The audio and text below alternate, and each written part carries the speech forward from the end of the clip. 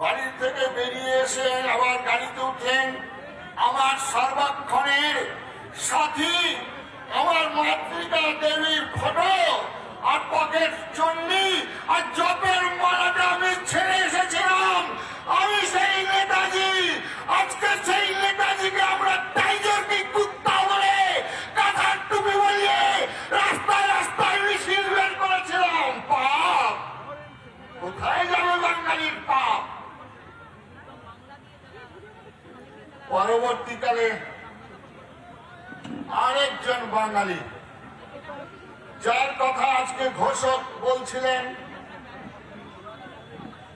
শ্যামাপ্রসাদ মুখার্জি। শ্যামাপ্রসাদ মুখার্জির কথা বলতে গেলেই বাংলার আরেকজন মহাপুরুষ প্রণবানন্দজি মহারাজের কথা বলতে হয়। সভাপতির আসন অলঙ্কৃত করেছেন শ্যামাপ্রসাদ। তার গলায় নিজের মালা দিয়ে বললেন, বাঙালির কথা একজন বক্তা বলছিলেন হিন্দু বাঙালি। সেই দিন প্রণবানন্দজি এই কথাই বলেছিলেন, হিন্দু বাঙালি রক্ষাকর্তা হিসাবে আমি শ্যামাপ্রসাদকে দাঁড় করিয়ে দিয়ে গেলাম। আর এই শ্যামাপ্রসাদ মুখার্জি এক বিধান, এক কিষাণ, এক প্রধানের জন্য যখন কাশ্মীর যাত্রা করছেন, এই শ্যামাপ্রসাদ মুখার্জিকে কিভাবে হত্যা করা হয়েছিল। আর আমরা বাংলার বাঙালি আজ ওই দুজন মহাপুরুষের জন্মদিন জানি, কিন্তু মৃত্যুর আজও আমরা জানতে পারলাম না আমরা বাঙালি, আমরা কি পাপ করেছিলাম।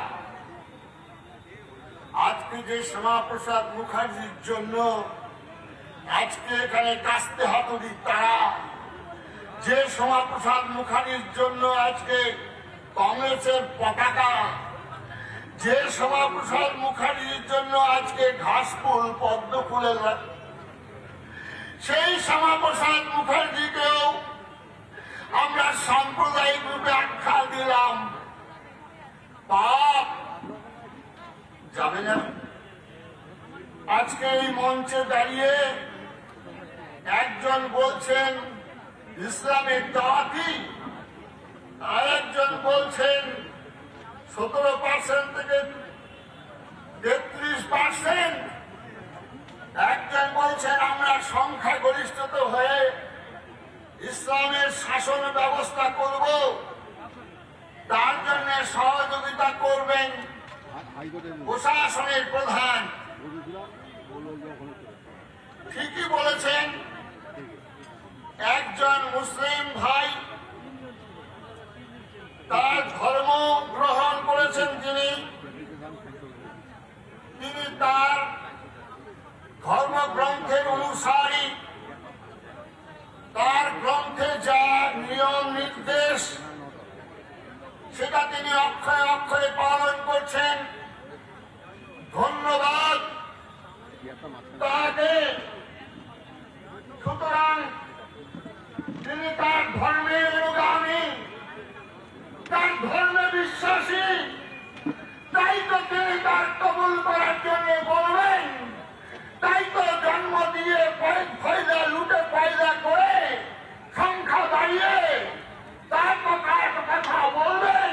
কিন্তু আমরা মূর্খ হিন্দু জাতি, আমরা মূর্খ বাঙালি, আমরা আমাদের হিন্দু বলে পরিচয় দিতে আমাদের শাস্ত্র আমরা পড়েছি, আমরা আমার হিন্দুর জন্য কিছু পড়েছি,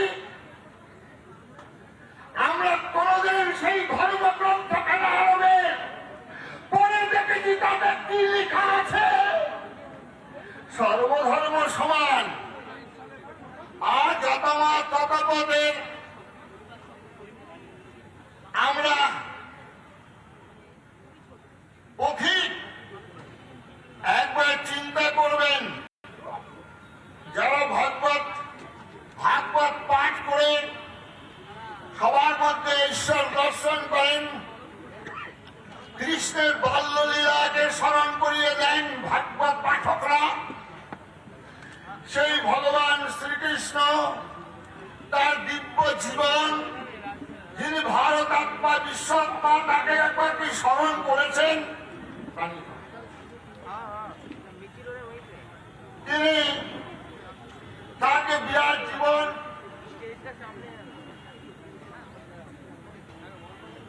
বৃন্দাবনে ছিলেন 11 বছর, তারপরে আর বৃন্দাবনে ফিরে যাননি। আর আমরা সমস্ত বাংলার বাঙালি ওই ভাগবত পাঠ আর লীলা কীর্তনে আমরা ব্যস্ত থাকলাম। ওদের থেকে রাধাকে নিয়ে এসে কৃষ্ণের পাশে বসিয়ে দেওয়া হলো। নানা ধরনের কন্টেন্ট দেখার জন্য লাইক করুন, শেয়ার করুন আমাদের ফেসবুক পেজ, সাবস্ক্রাইব করুন আমাদের ইউটিউব চ্যানেল। পাশাপাশি অন্যান্য ব্রেকিং নিউজের জন্য অবশ্যই চোখ রাখুন রিপাবলিক বাংলায়।